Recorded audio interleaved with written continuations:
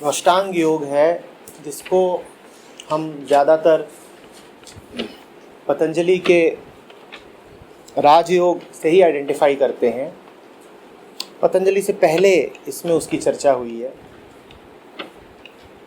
समझना पड़ेगा। अष्टांग योग है क्या? सबसे पहले नाम से स्पष्ट है, 8 अंग होंगे उसके। योग की बात हुई है। योग का अर्थ होता है मिलना, जुड़ना, मन का अपने स्रोत से मिल जाना, यही है योग। और कोई योग होता नहीं, और कोई योग होता भी नहीं। तो उस मिल जाने के लिए कि मन अपने स्रोत में मिल सके, अष्टांग योग सिर्फ एक टेक्नोलॉजी है। तो अष्टांग योग को वही जानना है जो वो है। क्या है? एक टेक्नोलॉजी, एक टेक्निक है। टेक्निक है जिससे योग संभव हो सके। क्या है उसके 8 अंग? यम, ये पहला ही अंग है, यम। यम का अर्थ होता है क्या नहीं करना है, निषेध। यम का अर्थ होता है क्या नहीं करना है, निषेध। तो बड़ी मजेदार बात है कि अष्टांग योग में शुरुआत ही इससे होती है कि क्या नहीं करना है। जीवन परिवर्तन की पूरी प्रक्रिया इससे नहीं शुरू होती है कि ये कि वो कि ऐसा वैसा कि करो कि जानो या कुछ भी और। पहली बात, पहला ही कदम ये है कि तुम पहले ही बहुत कुछ करे जा रहे हो, उसको करना बंद करो। ये नहीं कहा जा रहा कुछ नया चालू कर दो, कहा जा रहा है कि पहले जो कर रहे हो उसको करना बंद करो। योग की दिशा में पहला कदम है जैसे हो वैसा होना छोड़ो, थोड़ा उससे दूर जाओ। उससे दूर जाओ। कृष्णमूर्ति की भाषा में ये हो जाएगा to see the false as false. वहां भी पहला कदम यही रहता है कि जो कर रहे हो, सारी फॉल्सनेस जिसमें घुसे हुए हो, उस फॉल्सनेस से थोड़ा दूर जाओ। ठीक है। यम में जो कर्म है या जो मानसिक दशाएं हैं जिनका निषेध किया गया है, वो क्या क्या है? लिख लीजिए।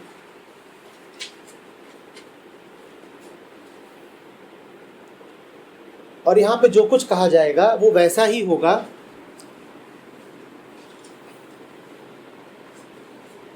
निषेधात्मक, मना करा जा रहा है, कुछ नया करने को नहीं कहा जा रहा है। पहली बात कही गई है हिंसा मत करो, तो अहिंसा यम में आता है। पहली चीज अहिंसा।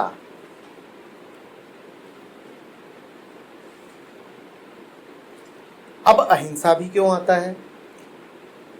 आपको पूछना चाहिए, इस बात का कौतुक होना चाहिए कि अष्टांग योग की बात कर रहे हैं, वही है ये पूरा उपनिषद, वही है।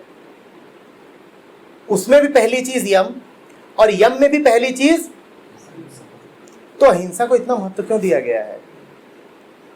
अहिंसा को इतना महत्व इसलिए दिया गया है क्योंकि ये सब कुछ वही कर पाएगा जिसको अपने प्रति प्रेम होगा, जो अपनी जिंदगी की कीमत समझेगा। जिसको अपने ही प्रति प्रेम ना हो वो ये सब करे क्यों? आप आ सकते हैं और कह सकते हैं बड़े मजे में कि जिंदगी मस्त चल रही है, मैं ये सब क्यों करूं यार, I am fine, I am fine, I am all right, मुझे कोई जरूरत नहीं। कैसा अष्टांग योग, कैसी क्रांति, क्या सुधार, क्या सेल्फ डेवलपमेंट, मुझे जरूरत ही नहीं किन्हीं चीजों की, मैं तो जैसा हूं वैसा बहुत अच्छा हूं। एक ऐसा आदमी चाहिए जिसे जिंदगी से बड़ा गहरा प्यार हो, जो कहे कि यार जब तक पूरा नहीं मिलेगा तब तक मानूंगा ही नहीं कि कुछ भी मिला। जिसे इतना प्यार हो अपने आप से, जो कहे कि जिंदगी को बिल्कुल, अगर एक गिलास है तो आखिरी बूंद तक पी जाना है। सिर्फ वही आदमी इस प्रक्रिया पर आगे बढ़ेगा। आप कुछ कर सकें, आप में एक तड़प हो, एक डिटर्मिनेशन हो, उतनी ऊर्जा हो कि कर सकें, उसके लिए बड़ा प्यार चाहिए। प्यार से ही ऊर्जा निकलती है। जिसके जीवन में प्रेम नहीं, वो ये सब कर नहीं पाएगा। तो पहली बात अहिंसा। अहिंसा दूसरों के प्रति बाद में, अपने प्रति पहले। हिंसक व्यक्ति सर्वप्रथम अपने प्रति हिंसक होता है। वैसे यूं भी कह सकता हूं कि सारी हिंसा घूम फिर करके होती अपने प्रति ही है। ऐसा लग सकता है कि उसका ऑब्जेक्ट बाहर कहीं है, कहीं बाहर होता नहीं। सारी हिंसा निकलती इसी बात से है कि मैं अपने से नाराज हूं। जब आप स्वयं से नाराज होते हैं तब हो सकता है आप किसी बाहर वाले से लड़ जाएं। जो स्वयं के साथ मस्त है, खुश है, वो कहीं बाहर भी लड़ने नहीं जाएगा। आपके जीवन में अगर दूसरों से बहुत लड़ाइयाँ हो रही हैं तो इसका अर्थ यही है कि आप अपने आप को नहीं जान पाए हैं और अपने से बड़े नाखुश हैं। चिड़े चिड़े बैठे रहते हैं, जो कोई आता है उसका मुंह नोचना शुरू कर देते हैं। तो अहिंसा। दूसरी चीज है सत्य। झूठ ना बोलो भाई। जीवन में जितने झूठ भरे हुए हैं जरा उनको जानना शुरू करो। दो तरह के झूठ होते हैं। पहला झूठ जो आपको कम से कम विचार रूप में पता है कि झूठ है और आपने बोल दिया। ये कोई बड़ा भारी झूठ नहीं होता है और इसका कोई बड़ा नुकसान नहीं होता है। उदाहरण के लिए तुम मुझसे पूछो कि समय क्या हुआ और मैं कहूँ कि रात के 10 बज गए। ये जाना बूझा है, विचार रूप में पता है कि झूठ है। एक दूसरा झूठ भी होता है कि जैसे मैंने खूब शराब पी रखी हो और तुम मुझे दिखाओ और पूछो कितनी उंगलियां हैं और मैं कहूं 7। इस झूठ में और पहले वाले झूठ में क्या अंतर था? मैंने खूब शराब पी रखी है, तुम मुझे दिखा के पूछ रहे हो कितनी उंगलियां और मैं कह रहा हूं 7। इस झूठ में मुझे पता भी नहीं है कि मैं झूठ बोल रहा हूं। ये खतरनाक झूठ है। पहला झूठ कोई बहुत बड़ा झूठ नहीं हुआ। वो हो सकता है सिर्फ एक चाल हो, वो हो सकता है सिर्फ एक टेक्निक हो, वो अधिक से अधिक एक मिस रिप्रेजेंटेशन है और कई बार मिस रिप्रेजेंटेशन जरूरी भी हो जाता है। लेकिन जो दूसरा झूठ है बड़ा खतरनाक है। ये इसलिए खतरनाक है क्योंकि इसने अपने आप को सच का नाम दे रखा है। आप पूछो उस शराबी से कि सही सही बता कितनी उंगलियां देखी, तो क्या बोलेगा? 7। और उसको पूरा यकीन है कि उसने 7 ही देखी हैं। इस झूठ ने सच के कपड़े पहन रखे हैं। इन झूठों से बचना है, ठीक है। तीसरी चीज है अस्तेय। अस्तेय का अर्थ होता है चुराना नहीं है। स्तेय शब्द वहीं से आया है जहां से स्टीलिंग आया है। स्टील, स्तेय। अस्तेय मतलब चुराना नहीं। अब हम कहेंगे कि यार ये बात हो रही है मन के स्रोत में लय हो जाने की, और ये किस तरीके की बातें हो रही हैं? जैसे कि मोरल साइंस, चोरी ना करो, झूठ ना बोलो, किसी को मारो नहीं। जो कुछ भी कहा जा रहा है वो 2 तलों पर है। अहिंसा कही गई तो एक तल पे अहिंसा का मतलब है कि किसी को मारो नहीं, और दूसरे तल पे अहिंसा का अर्थ है खुद के साथ मग्न रहो ताकि वो चिढ़ ही न पैदा हो। सत्य कहा गया, सत्य 2 तलों पर है। एक तल पे सत्य का अर्थ है कि झूठ बोलो नहीं, और दूसरे तल पे उसका अर्थ है कि सत्य को जानो, क्योंकि जब जानोगे नहीं तो बोलोगे कैसे? सच पता भी है। और जो दूसरा तल है ज्यादा महत्वपूर्ण है। दूसरा जो तल है वो ज्यादा महत्वपूर्ण है। माँ बाप बच्चों को ही तो सिखा देते हैं कि हमेशा सच बोलना, पर ये कभी नहीं बता पाते कि सच है क्या। और बिना सच को जाने हम सच बोल कैसे लेंगे? नहीं समझे। हर माँ बच्चे को बोलती है सच बोलना, पर कोई माँ बच्चे को यह नहीं बता पाती कि सच है क्या। ये हमें लगातार कहा जाता है कि हिंसक ना बनो, पर यह हमें कोई नहीं बता पाता कि प्रेम है क्या। तो जो दूसरा तल है ज्यादा महत्वपूर्ण है। इस दूसरे तल के बिना पहला तल वैसे भी सार्थक नहीं होगा। पहला तल उस अंधकार की तरह है जो प्रकाश आने से स्वयं गायब हो जाएगा, और उसको जबरदस्ती हटाने की कोशिश करोगे तो कुछ नहीं होगा, जीवन पाखंडी हो जाएगा। आप दावा करते फिरोगे कि भैया हम तो बड़े सच्चे हैं, और आपका जो सच होगा वो 2 धेले का नहीं होगा। और इतना ही नहीं, आप इतने नैतिकतावादी हो जाओगे, इतने मोरल हो जाओगे कि जो लोग आपके तरीके का सच नहीं बोल रहे होंगे आप उनको बिल्कुल अनैतिक ठहरा दोगे, आप उनको बिल्कुल अनैतिक ठहरा दोगे, क्योंकि आपके लिए सच का मतलब ही इतना ही हो गया है कि अगर कोई पूछे कि क्या टाइम हुआ है और 7:15 बजा है तो आप बोल दो 7:15 बजा है। तो आपके लिए सच अब इतनी सी चीज हो गई है, आपको सच का अर्थ ही नहीं पता।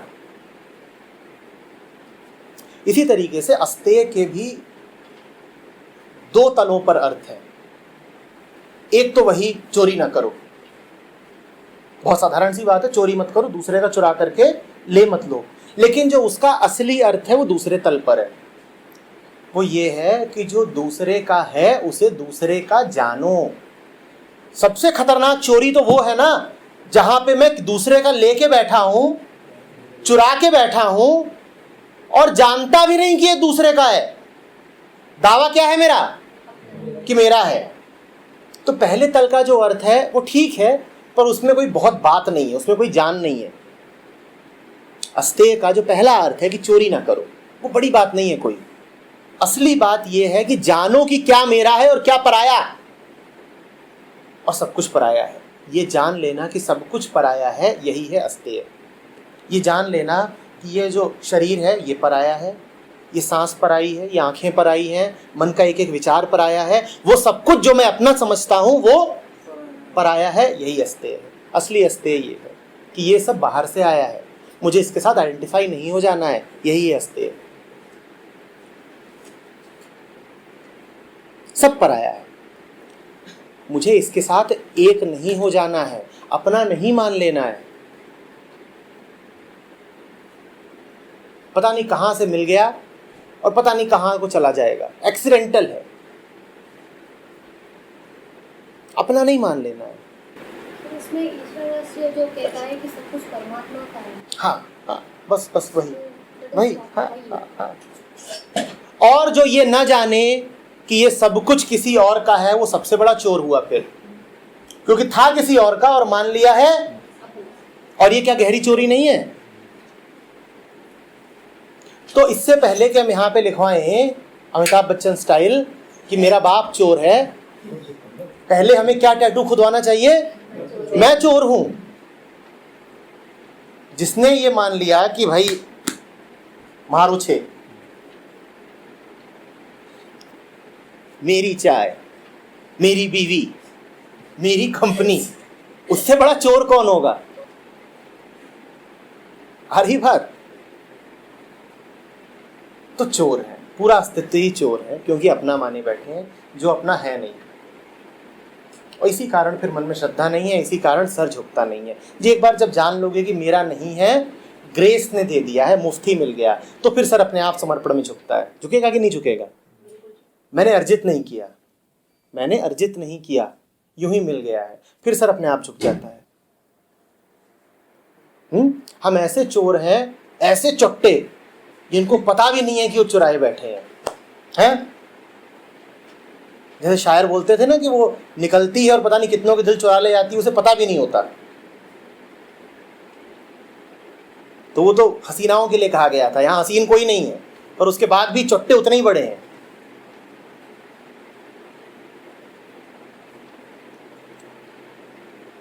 एक बना सकते हैं, टू डू लिस्ट होती है वैसे एक रिमाइंडर, आज क्या क्या चुराया। और बड़ा इसको मिस इंटरप्रेट किया गया है। जितना मैंने पढ़ा है योग सूत्र में, तो अस्तेय का वहां पर नॉन पॉजिटिवनेस के लिए यूज करते हैं इसको। कहीं पर जो मेरी दृष्टि से मूल बात है उसका उल्लेख होता नहीं है। नॉन पॉजिटिवनेस को यही मान लिया जाता है कि ये फोन रहे मेरे पास पर मैं इसे पजेस ना करूं, मैं इसके प्रति बस इतना ही मान लिया जाता है, जबकि बात ये है ही नहीं। ये बहुत बाद में आता है, सबसे पहले तो मैं हूं ना।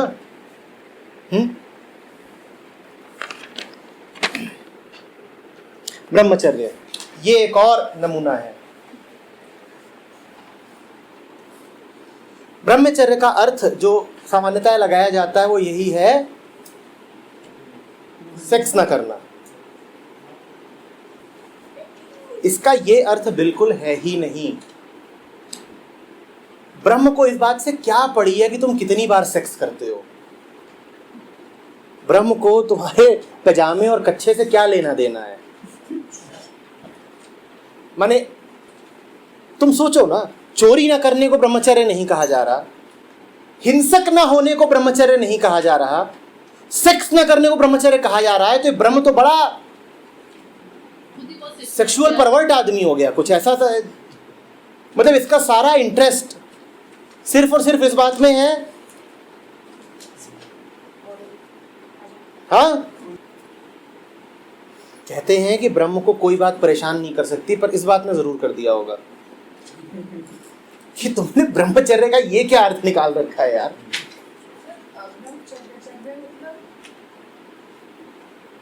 चर्या मतलब उसमें होना, वही है जहां से निकलता है दिनचर्या, दिन भर क्या आचरण करते हो।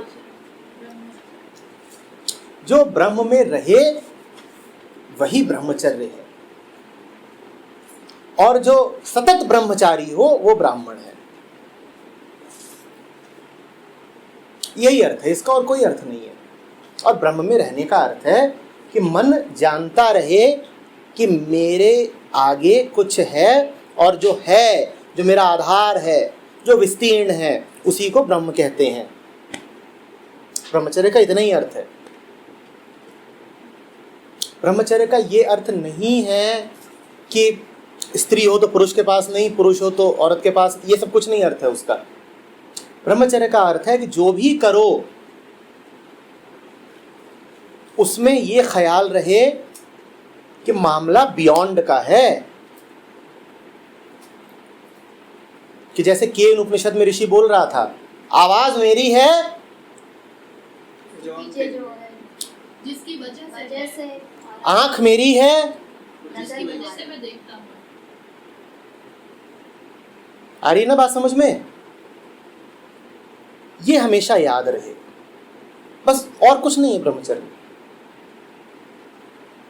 और ब्रह्मचर्य का अर्थ रुक जाना भी नहीं है कि ठहरना है, कुछ नहीं है। आंख अपना काम करे और पूरी जोर से करे, और हाथ अपना काम करे और पूरी ताकत से करे। दिमाग अपना काम करे, दिमाग इसलिए थोड़ी है कि भोंदू बन गया और बैठ गया और ना सोच पा रहा है ना कुछ कर पा रहा है, पूरी ताकत से काम करे अपना दिमाग। लेकिन ये स्मृति बनी रहे, ये ह्यूमिलिटी बनी रहे, क्या कि दिमाग को मैं नहीं ताकत दे रहा, दिमाग को सोचने की ताकत मैंने नहीं दी है, तुमने दी है। तुमने क्या किया है कि तुम्हारी आंख देख पा रही है? बताओ, तुमने ऐसा क्या गुल खिलाया है कि तुम्हारी आंख देख पा रही है? और कौन दे रहा है ये ताकत, इसको भी तुम जान नहीं सकते, क्योंकि मन से जानोगे और मन के ही पीछे कुछ और है। मन को भी सोचने की ताकत तुमने तो नहीं दी। यही ब्रह्मचर्य, यही ब्रह्मचर्य है। समझ रहे हो? देखो, एक ही बात है, एक ही सच है, उसको अलग अलग तरीके से नाम दिए जा रहे हैं, बस, और कुछ हो नहीं गया इसमें। क्षमा,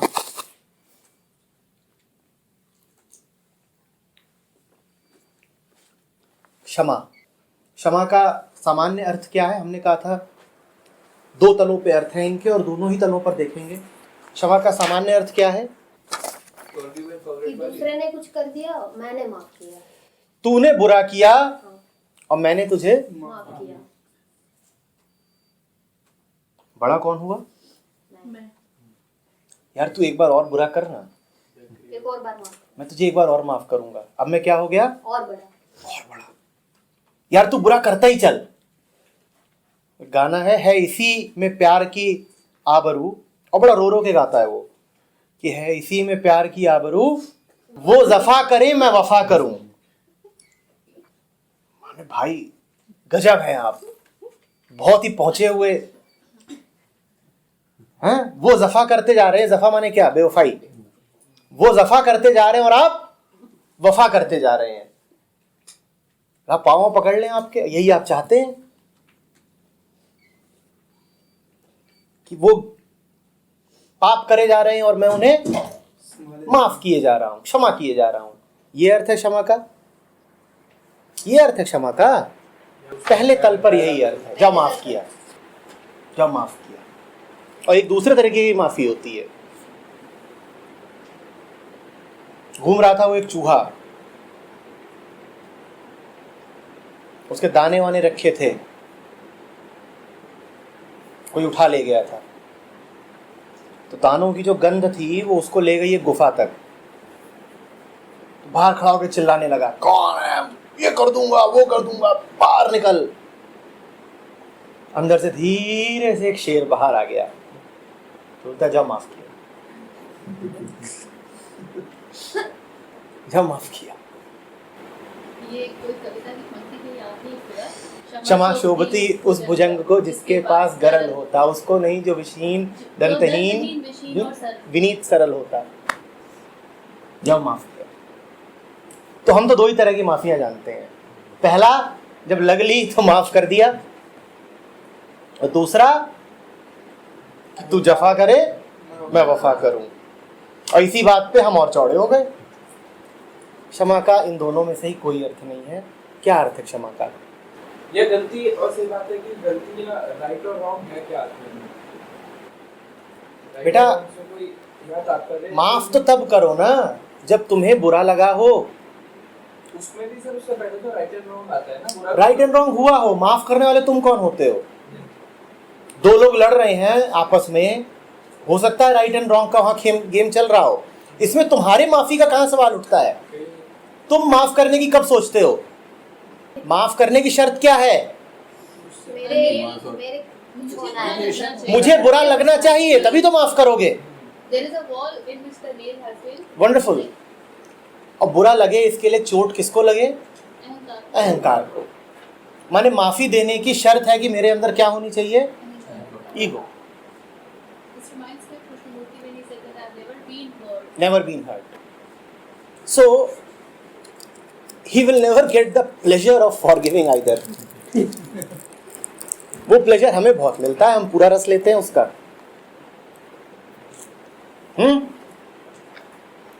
दिया, माफ किया। क्षमा का अर्थ लिख लीजिए, नेवर टू बी हर्ट। यही अर्थ है क्षमा का, असली जो अर्थ है। क्षमा का अर्थ माफी नहीं है, क्षमा का अर्थ है never to be hurt, and that essentially means my ego is under my observation.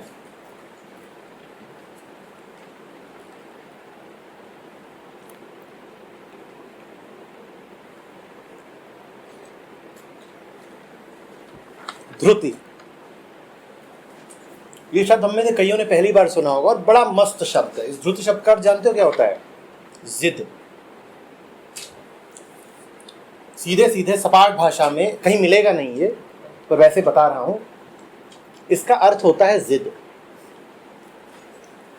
Steadfastness. एक बार दिख गया तो अब नहीं पीछे हटूंगा। और याद रखना, ये यम का एक बहुत महत्वपूर्ण हिस्सा है। हमारी जिंदगी हारों की एक लंबी श्रृंखला है। कौन सा? गले वाला हार नहीं, लूजिंग वाला हार। हमारी जिंदगी हारने और हारने की एक लंबी श्रृंखला है। ध्रुति का अर्थ होता है तय कर लिया, अब नहीं हटूंगा। अहंकारी है, ठीक, ये काम बिना अहंकार के हो नहीं सकता। पर यम में जो कुछ कहा जा रहा है उसी को कहा जा रहा है जिसका अहंकार अभी बड़ा घना है।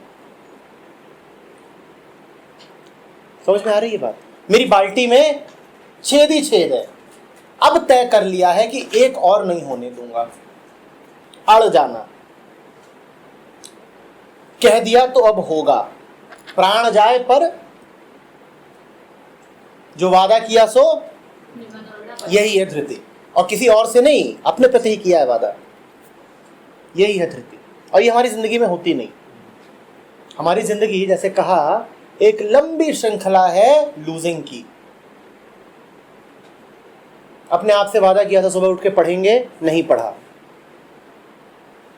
और हमारे पास पूरे प्रमाण पत्र हैं ये दिखाने के लिए कि अपने प्रति जो वादे किए कभी पूरे नहीं हुए। अपने आप को बोला ऐसे रहेंगे, 1000 बार वादे किए, और 1000 बार वादे। धृति का अर्थ है अब नहीं, अब नहीं, नो मोर ऑफ दैट। और देखना, ध्यान देना, यम में आता है और यम पहली ही सीढ़ी है अष्टांग योग की। धृति नहीं तो कुछ नहीं। और कहीं और जाओगे तो इस धृति शब्द के हो सकता है तुम्हें और अर्थ भी मिल जाए। असल में जिद शब्द सीधे सीधे अहंकार की ओर इशारा करता है, इसीलिए उसका इस्तेमाल नहीं किया जाता, पर है ये वही।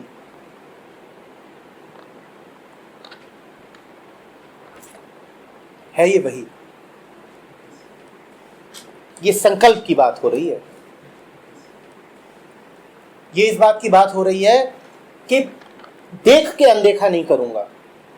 वो जो है ना कि what is the definition of stupid? Knowing what is right, doing what is wrong, that is the definition of stupid. वो नहीं बनूंगा, वो नहीं बनूंगा। यही है धृति। और मैं समझता हूं हमें और किसी भी चीज से ज्यादा इसकी जरूरत है, और यही कमी है हमारी जिंदगी में। पता है, ऐसा नहीं कि नहीं पता है, करते समय हवा संट हो जाती है। तो कलेजा चाहिए ना। प्रेम ही नहीं है तो कैसे करेंगे? हाँ, क्योंकि देखिए करेज तो वहीं से निकलती है। एक गाय होती है बिल्कुल डरपोक, बछड़े को बचाने के लिए वो शेर से भी भिड़ जाती है। करेज तो वहीं से निकलती है।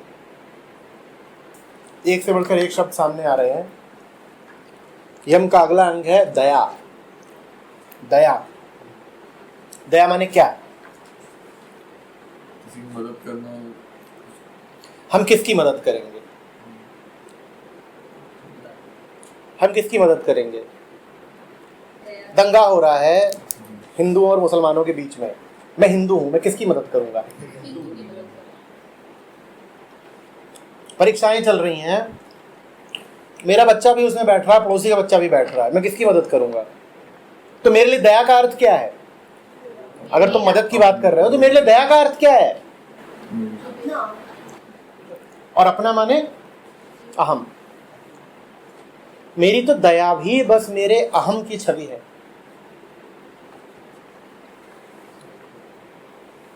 बात आ रही समझ में? मैं जैन हूं तो मुझे चीटी पर भी क्या आएगी? तो मैं जैन नहीं हूं। मैं ईसाई हूं, मैं मुसलमान हूं, तो मुझे बड़े बड़े जानवरों पर भी क्या नहीं आएगी? अब ना उनकी असली है ना इनकी असली है, ना उनकी हिंसा असली है ना उनकी दया असली है। ये दोनों के ही अहम का बस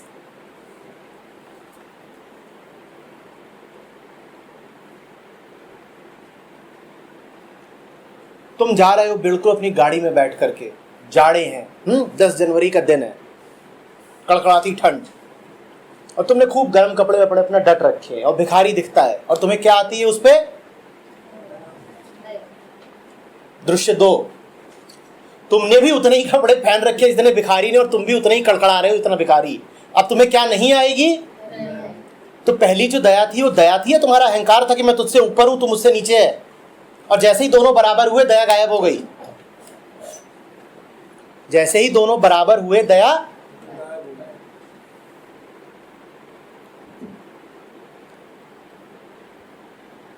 पर हम तो सब बड़े दयालु हैं। बड़ा प्यारा शब्द है अगला, अर्जव। अर्जव का मतलब होता है बिल्कुल स्पष्ट, सीधा, डायरेक्ट, सिंप्लिसिटी। क्या है सिंप्लिसिटी? कि भाई एक जीन्स में गुजारा कर लेता है महीने भर, बिल्कुल बदलता भी नहीं। एक जीन्स, एक टी शर्ट, एक अंडरवियर। हाँ, ये अर्थ है।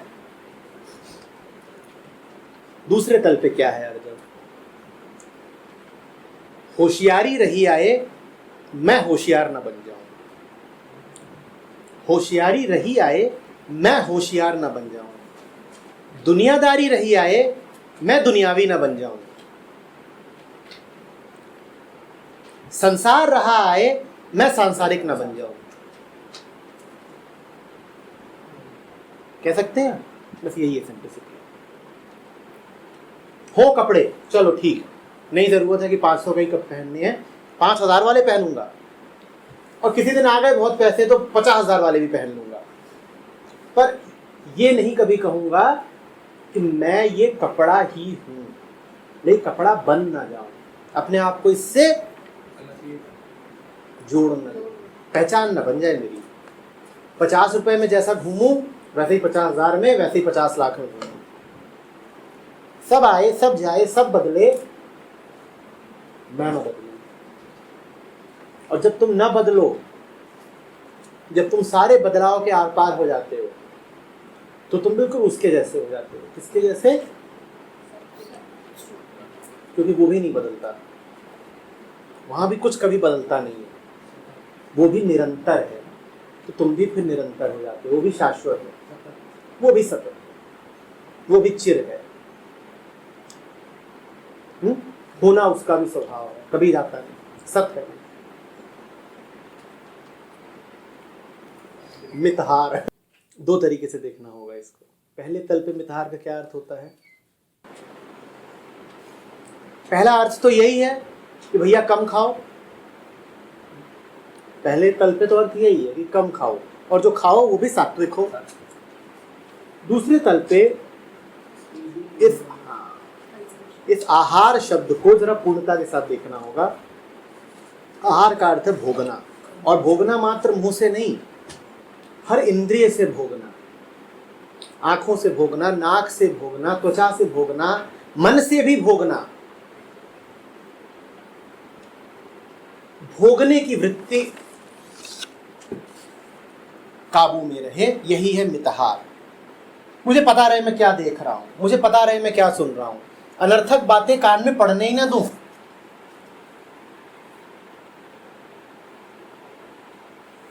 भोग तो रहे उसको भी, वो आहार नहीं है क्या? वो आहार का अंश नहीं है जो कान में जा रहा है, किन है?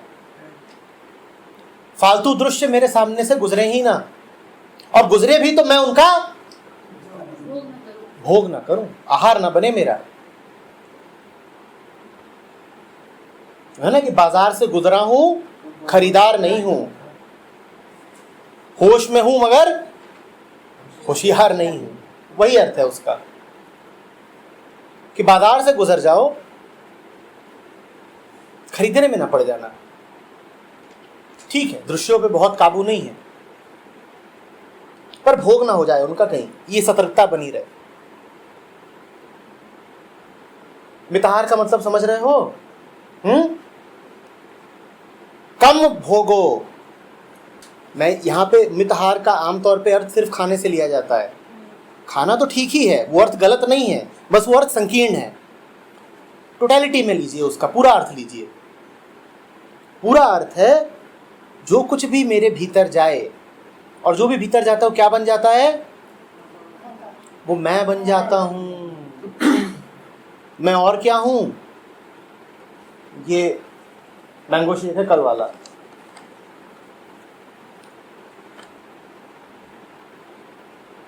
ये पनीर पकौड़े हैं, ये रगों में क्या बह रही है? लस्सी। नहीं समझ में आ रही बात? ये मन में क्या घूम रही है जो अभी मेल पढ़ के आ रहे हो? मन में क्या चल रहा है? जो भोगा है वही तो चल रहा है। शरीर में क्या चल रहा है? जो भोगा है वही तो चल रहा है। तो जो कुछ भी ले रहे हो उस पे बड़े सतर्क रहो, क्योंकि वो तुम ही बन जाओगे। नहीं समझे?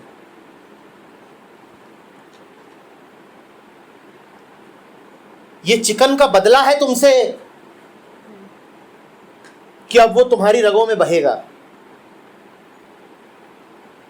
और तुम्हारी आंख से देखेगा। तुम चिकन खा नहीं रहे, तुम चिकन बन रहे हो। अब तुम्हारा नाम है।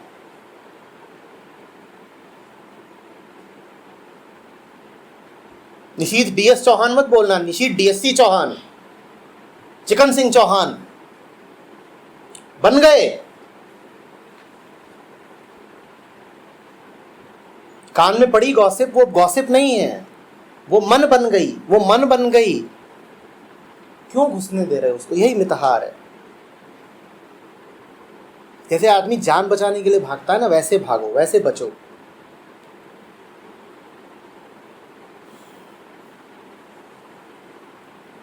ये कोई मजे की बातें नहीं है कि 2 मिनट ही सही कर तो लिया। 2 मिनट ही तो जहर पिया था, कुल 2 मिनट जहर पिया, कुल 2 मिनट। वो जहर हिस्सा बन गया तुम्हारा, खत्म हो गए तुम। हमेशा तुम ही नहीं बचोगे, खा जाएगा तुम्हें। गए।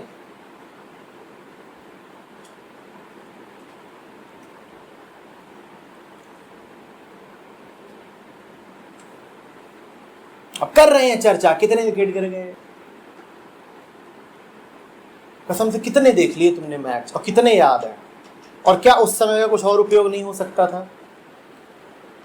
संसार से कट जाने के लिए नहीं कह रहा हूं, पर इतना होश तो कायम रहे कि ये हो क्या रहा है यार।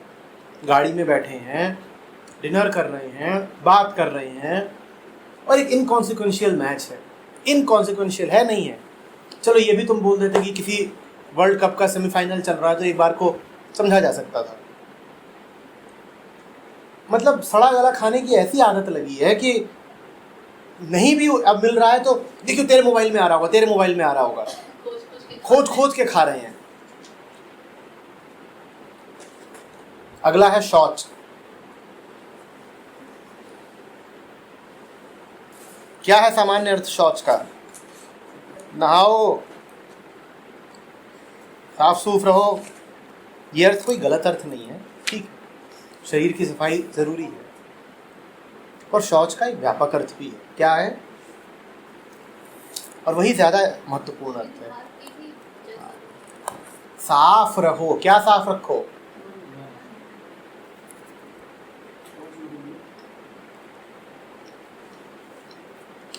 कबीर ने बड़े मजे लिए हैं।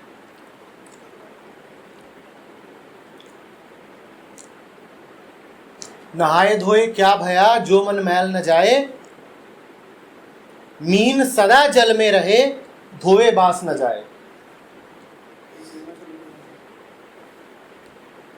जिन लोगों को नहाने का बहुत शौक होता है कि दिन में 2 बार नहाते हैं, औरतों के लिए है खास तौर पे मैसेज है कबीर का कि नहाए धोए क्या हुआ, जो मन मैल न जाए।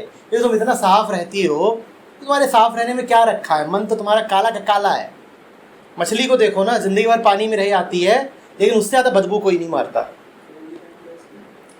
मीन सदा जल में रहे, धोए बास न जाए।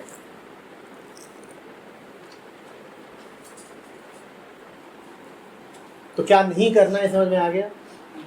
क्या नहीं करना है, इसको ऐसे भी कह सकते हैं कि जो पहले तल का अर्थ है उस तक सीमित नहीं रहना है। ये भी एक बड़े करने वाली ही बात है। यम स्पष्ट है?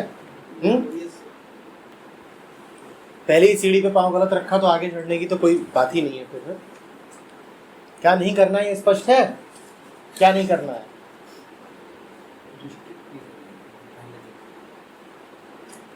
देखिए, जो पहले तल के अर्थ थे उनको नकार नहीं रहे हैं, बस उनसे आगे जा रहे हैं। पहले तल के अर्थ भी गलत नहीं है, बस अपूर्ण है, पूरे नहीं है। Not wrong but insufficient, incomplete. अब नियम पर आते हैं।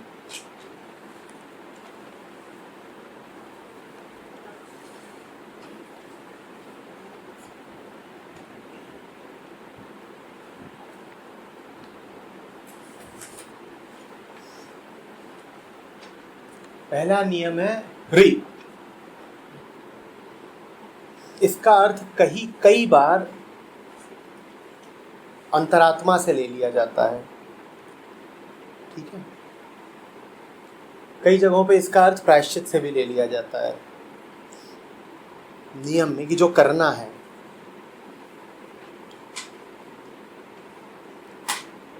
इसका अर्थ है जागृति। इसका अर्थ है जागृति।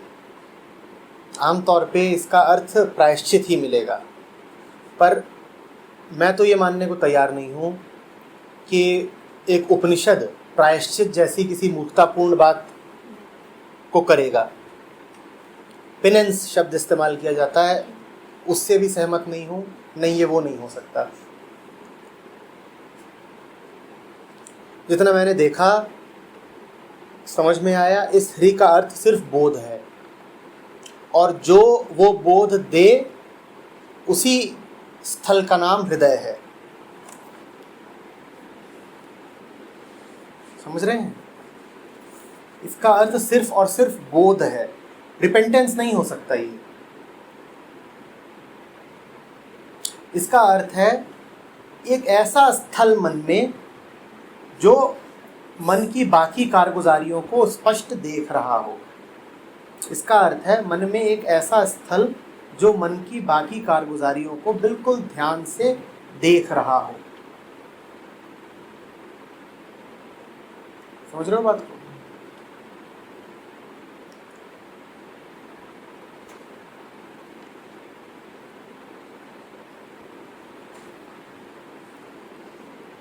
वो जागृति बनी रहे, वो जागृति लगातार बनी रहे, उससे ग्लानि का भाव या पछतावे का भाव नहीं पैदा होगा। हाँ, एक कोर्स करेक्शन जरूर होगा। कुछ उल्टा पुल्टा हो रहा है, आप जग जाएंगे, जो हो रहा है वो होना बंद हो जाएगा। जिसको कृष्णमूर्ति बोलते हैं that awareness brings mutation. Mutation माने बदलाव। जो हो रहा है वो होना बंद हो जाएगा, ठीक है, पर प्रायश्चित के कारण होना नहीं बंद हो रहा है। वो प्रायश्चित के कारण होना नहीं बंद हो रहा है। पछतावा नहीं है कहीं पर, उसमें किसी तरीके की ग्लानि नहीं है, पेनेंस नहीं है। वो एक म्यूटेशन है जो बोध से आ रही है। Awareness brings mutation. अवेयरनेस ही तो बोध है, और क्या है?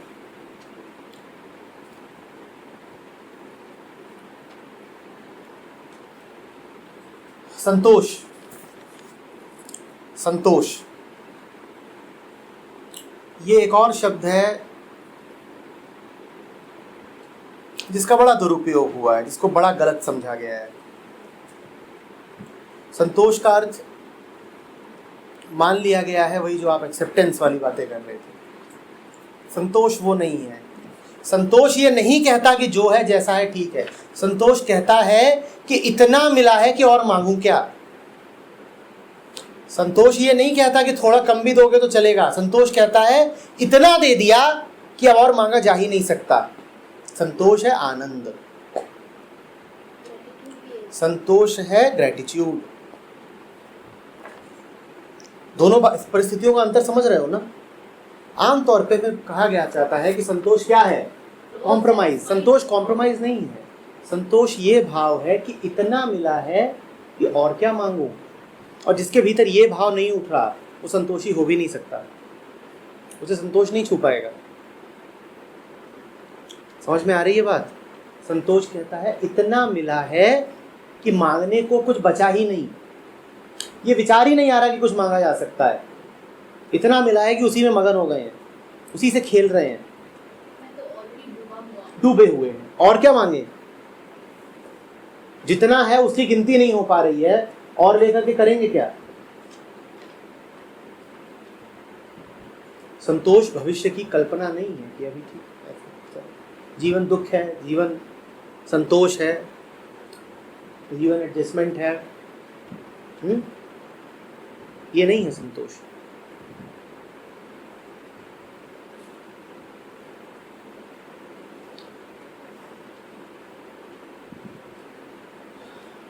दान।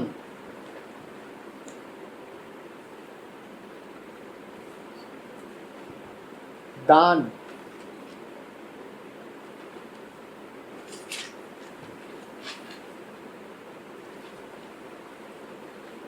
दान क्या है? दान क्या है? द धातु देना। क्या दे दिया जा सकता है? उधारी का कुछ दान दिया जा सकता है क्या? मैं किसी से कुछ उधार लूं और उसको दान दे दूं तो ये मैं कर क्या रहा हूं? और श्रेय खुद लूं कि मैंने दान दिया, मैं कर क्या रहा हूं? ये हाँ, स्टूपिड भी नहीं, कनिंग आदमी है। जो आपका है नहीं आप उसका दान कैसे दोगे? मैं जो हूं, ध्यान दीजिएगा, इस पे सवाल पूछ रहा हूं। मैं जो हूं, दो प्रकार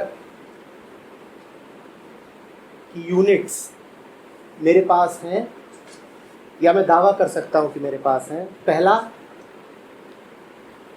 रिश्ते, ज्ञान, पैसा,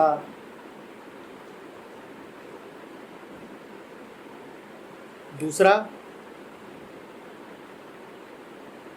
प्रेम, आनंद, समझ। इसमें से वाकई किसका दान किया जा सकता है? किसका दान किया जा सकता है? यही है जो दी जा सकती है। ठीक है, जो पहली वाली है उनका तो दान हो ही नहीं सकता, क्योंकि वो मेरी है ही नहीं, उसका दान कैसा? और मजे की बात यह है कि जो दूसरी चीजें थी, आनंद, प्रेम, वास्तव में दान इनका भी नहीं होता है। ये कहना कि हम इनका दान करते हैं वैसा ही है जैसे कोई कहे कि एक दिया दूसरे दिए को रोशनी का दान करता है, या कि एक मोमबत्ती से दूसरी मोमबत्ती जलाई गई तो उसने उसको रोशनी का दान कर दिया। हाँ ठीक है, जलाई गई, पर वास्तविक अर्थों में दान वान किया नहीं है। तो दान को वास्तविक अर्थों में लेना पड़ेगा। जो आपका है ही नहीं उसको आप दे करके देने का क्रेडिट ले रहे हो, चौड़े हो रहे हो, श्रेय ले रहे हो, ये कैसा दान है? कर क्या रहे हो? ये अहंकार का खेल है सीधा सीधा। देना ही चाहते हो तो आनंद दो, देना ही चाहते हो तो प्रेम दो, बांटना ही चाहते हो तो बोध बांटो, रोशनी बांटो। ये तुम्हारे अपने हैं, और ये बांटे जा सकते हैं। पर याद रखना, इनका बांटना वैसा ही है जैसे एक मोमबत्ती बाकी मोमबत्तियों को रोशनी बांटे। ठीक है ना? दान कहीं अहंकार का उपकरण न बन जाए, ये सावधानी बनी रहे।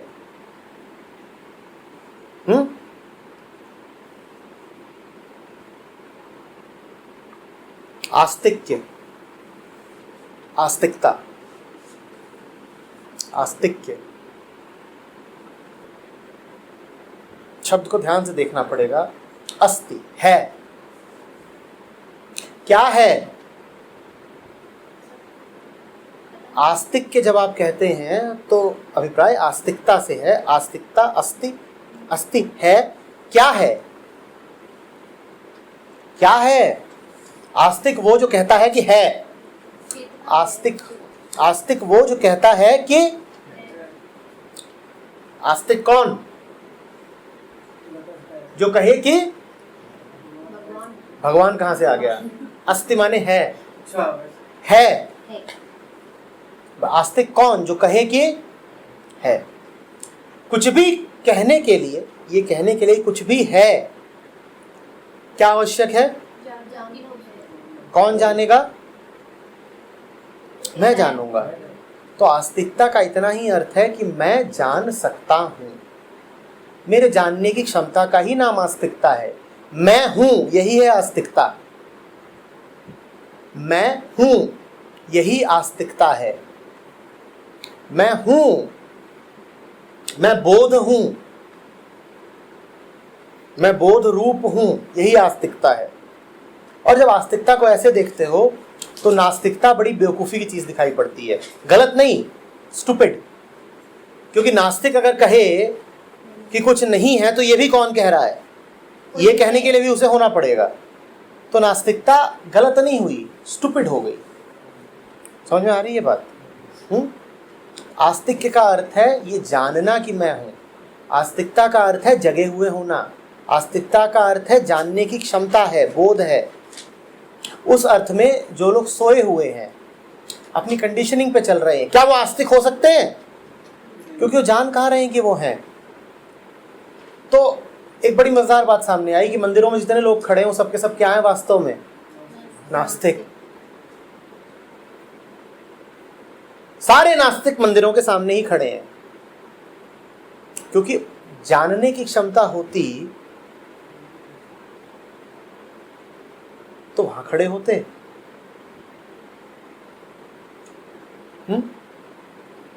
आस्तिक्य का अर्थ वर्शिप ऑफ गॉड कहीं से नहीं है, बिल्कुल कहीं से नहीं है। आस्तिकता का इतना ही अर्थ है कि है, और है माने मैं जान रहा हूं कि, वरना कैसे कहूंगा कि है? मैं कैसे, कब दावा कर सकता हूं कि है? जब मैं जान, इस जानने की क्षमता का नाम है आस्तिकता। This power to know, this is आस्तिकता। जो है वही तो जानोगे, और क्या जानोगे? Just the power to know, just the power to know. याद रखो, है के साथ कुछ भी जोड़ा नहीं गया है।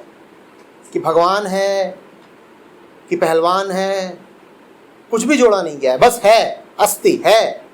और है माने जान रहा हूं कि है।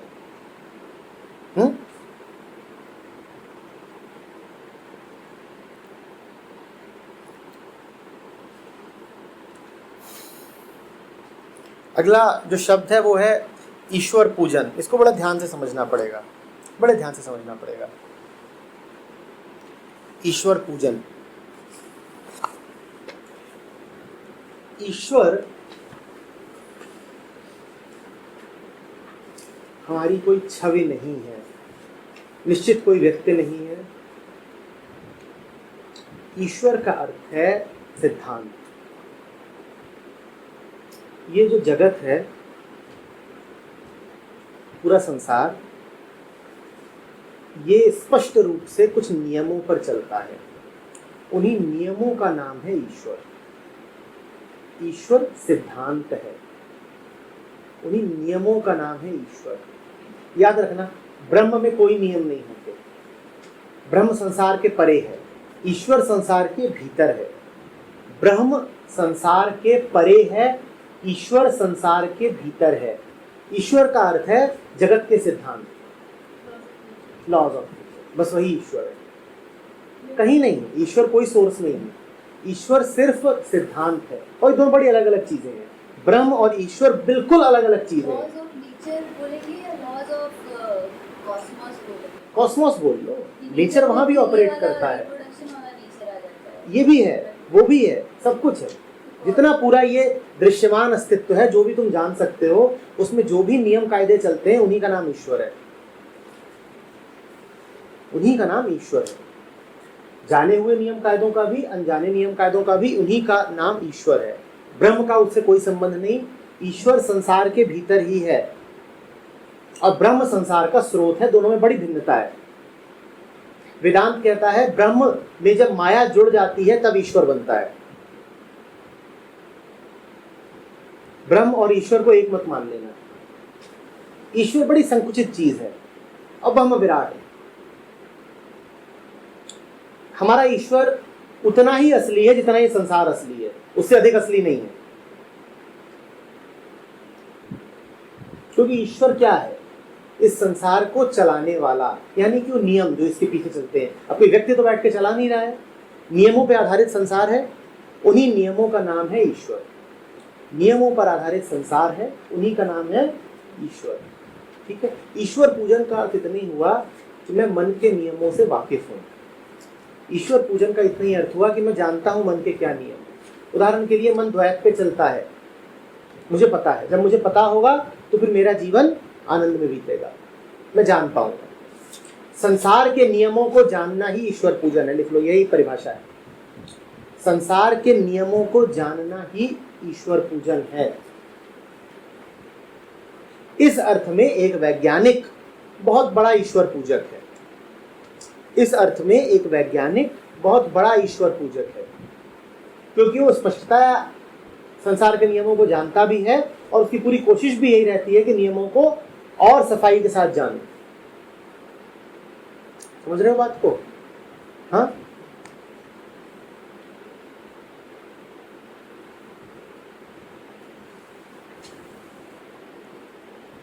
सिद्धांत श्रवण, सिद्धांत श्रवण।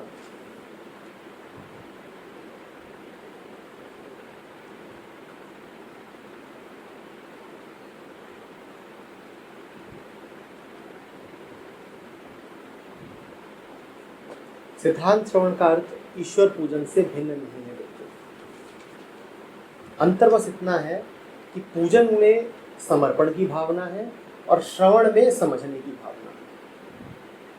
भाव का अंतर है बस। जब ईश्वर पूजन की बात करते हैं तो वहाँ डिवोशन का भाव रहता है, समर्पित हो जाने का।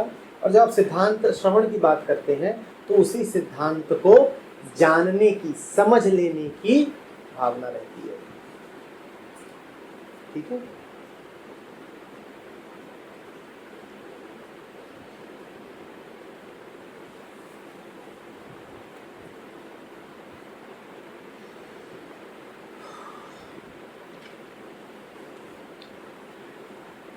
मति।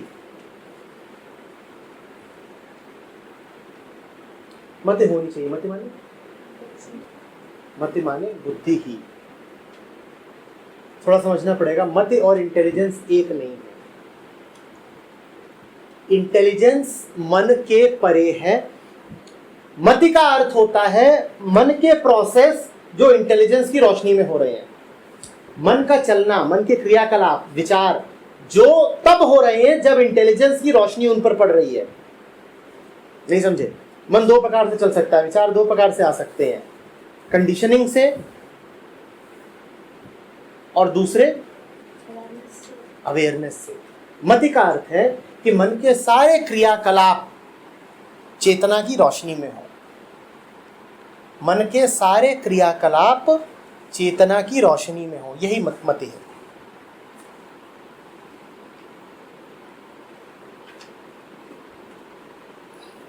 मति का अर्थ समझ रहे हो ना? शब्द तो दे ही रहे हो, शब्द निकल ही रहा है। वही शब्द दो प्रकार से निकल सकता है। शब्द ही है ना, किसी से कुछ कहना, वो जो कहना है किसी से कुछ, वो दो जगहों से आ सकता है। कहाँ से? ऑटोमेटिकली या फिर तो मति क्या है?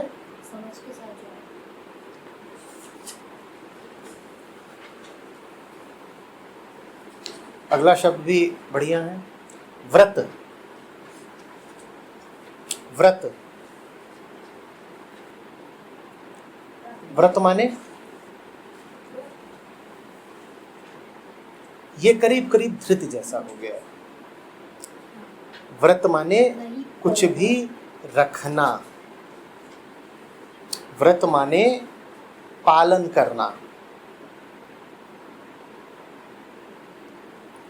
व्रत माने पालन करना।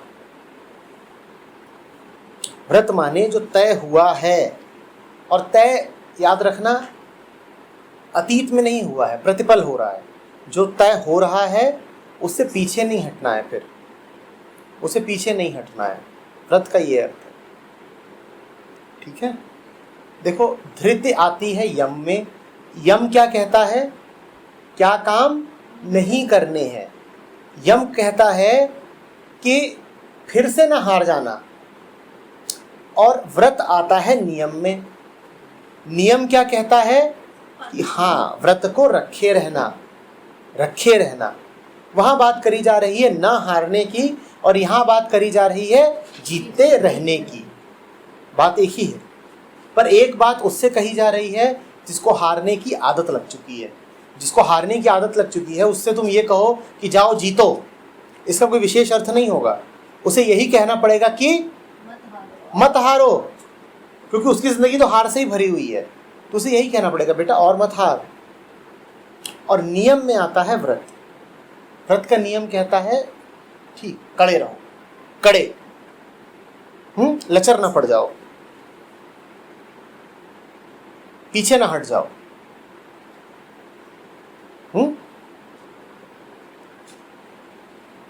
हम अभी भी अहंकार के अंदर ही चल रहे हैं। ये सारी बातें अभी अहंकार के आगे निकली नहीं है। इस बात पे हमें ध्यान देना होगा। है भीतर की ही, पर याद रखिए ये सब योग की टेक्नोलॉजीज हैं। अष्टांग योग का मतलब ही यही है कि अभी योग हुआ नहीं है। मन अभी वियोगी ही है। मन अभी अलग ही है किससे? स्रोत से। और जब मन स्रोत से अलग है तो मतलब अभी अहंकार है। तो ये जितनी भी टेक्नोलॉजीज होंगी वो अहंकार की ही टेक्नोलॉजीज हैं। ये बात समझ में आ रही है? अहंकार का ही उपयोग किया जा रहा है किससे आगे जाने के लिए? अहंकार से। अगर अहंकार ना होता तो इन टेक्निक्स की जरूरत ही क्या थी?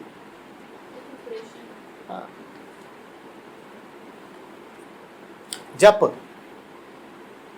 जप,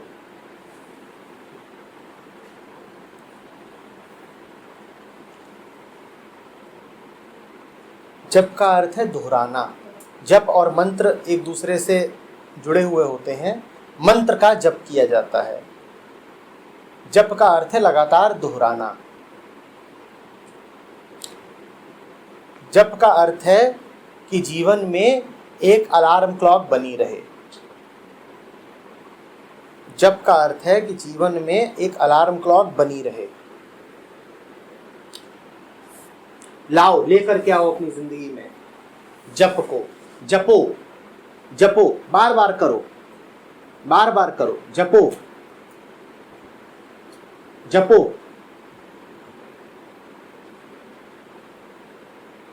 धूल गहरी है, बार बार घिसना पड़ेगा, लगातार घिसना पड़ेगा। यह है जप। अब व्रत के बिना जप नहीं हो सकता। ये सब देखना जुड़ी हुई बातें। जपो, एक बार नहीं कई बार करो। इसीलिए पाठ किया जाता है। तुम ये थोड़ी कहते हो कि मैंने अब गीता एक बार पढ़ ली है तो हो गया, खत्म। क्या परंपरा रहती है? पाठ करो, बार बार बार बार जपो, जपो। क्योंकि एक बार काफी नहीं है। जब धूल बार बार पड़ रही है तो सफाई क्या एक बार करोगे? बार बार करो। तपस, आखिरी तपस।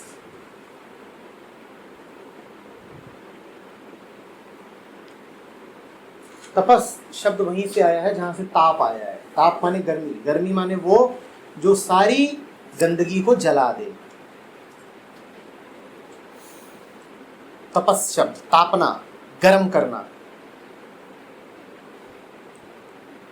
तपाओ, तपाओ और तपाओ, जला दो, राख कर दो। और जब आग आएगी तो राख तो सिर्फ वही होगा जो जलने काबिल है। जो एसेंशियल है वो तो राख हो नहीं सकता ना। कृष्णमूर्ति की किताब है, उसका उन्होंने नाम ही दिया है the flame of attention. Attention की फ्लेम किसको जलाएगी? फॉल्सनेस को ही तो जलाएगी। किसको जलाएगी? वही, उसी का नाम तपस, वही तपस।